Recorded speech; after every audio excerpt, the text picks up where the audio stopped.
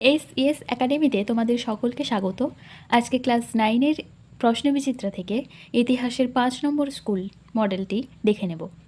আমি রাষ্ট্র কথাটি কে বলেছেন? চতুর্দশ লুই। সামাজিক চুক্তি গ্রন্থটি রচয়িতা হলেন রুশো। কোড নেপোলিয়ন সংকলিত হয় 1807 খ্রিস্টাব্দে। টিলসিটের সন্ধি স্বাক্ষরিত হয় 1807 খ্রিস্টাব্দে। ফ্রান্সে প্রচলিত শ্রমকর হল করভি। ওয়াটারলুর যুদ্ধ শুরু হয় 1815 খ্রিস্টাব্দে। কনফেডারেশন অব দ্য রাইন সংগঠিত হয় 1806 খ্রিস্টাব্দে। রোবোস্পিয়ার ছিলেন একজন জ্যাকোবিন নেতা। লেতর দ্য ক্যাসে হল গ্রেপ্তারি পরোয়ানা। নেপোলিয়নকে নির্বাসিত করা হয় সেন্ট হেলেনা দ্বীপে। এরপর দুয়ে তাকে বাম স্তম্ভের সঙ্গে ডান স্তম্ভ মেলানো রয়েছে। গ্যাভেল, লবণকর, মন্তেস্কু, দ্য পার্সিয়ান লেটার্স, পোড়ামাটির নীতি, রুশ যুদ্ধ নীতি। সত্য মিথ্যা নির্বাচন করো। এলবা দ্বীপে নেপোলিয়নের মৃত্যু হয়, মিথ্যা। প্রজাপতি রাজা বলা হয় ষোড়শ লুইকে, মিথ্যা। 1794 খ্রিস্টাব্দে 24শে জুলাই রোবোস্পিয়রকে গিলোটিনে হত্যা করা হয়, সত্য।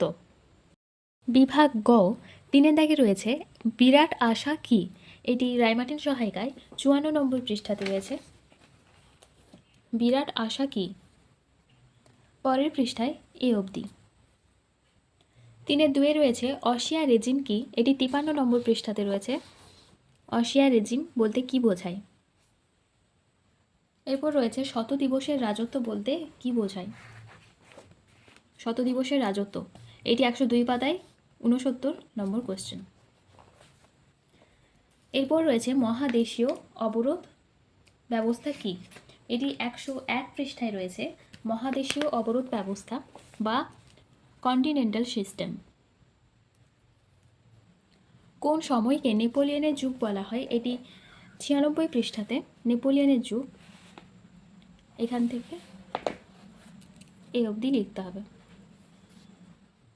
এরপর বিভাগ ঘ 4 দাগে প্রথমে রয়েছে ফরাসি বিপ্লবে নারীদের ভূমিকা কি ছিল? এটি 48 নম্বর পৃষ্ঠাতে 29 নম্বর দাগের কোশ্চেন। এটি এরপর এতটা লিখতে হবে। 2 দাগে রয়েছে সন্ত্রাসের শাসন বলতে কি বোঝায়? এটি 47 নম্বর পৃষ্ঠায় 26-এর দাগ। পরের পৃষ্ঠায় সন্ত্রাসের অবসান অবধি। কোড নেপোলিয়নের গুরুত্ব আলোচনা করতে হবে। এটি 76 নম্বর পৃষ্ঠাতে রয়েছে। 3 দাগের কোশ্চেন। নিচের অংশটা গুরুত্ব খালি এই জায়গাটা লিখে দিবে। এরপর 4 দাগে রয়েছে টিকা লেখো স্পেনীয় ক্ষত কি? এটি 93 পৃষ্ঠাতে রয়েছে। 27 নম্বর কোশ্চেন। স্পেনীয় ক্ষত নেপোলিয়নের, এটি পুরোটাই লিখতে হবে।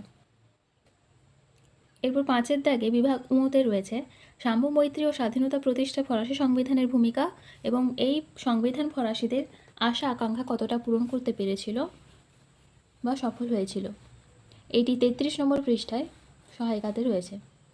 এরপর 5 দাগের 2 নম্বর কোশ্চেনটা নেপোলিয়নীয় সাম্রাজ্যের সঙ্গে ফরাসি বিপ্লবের আদর্শের সংঘাত বিষয়ে লেখো।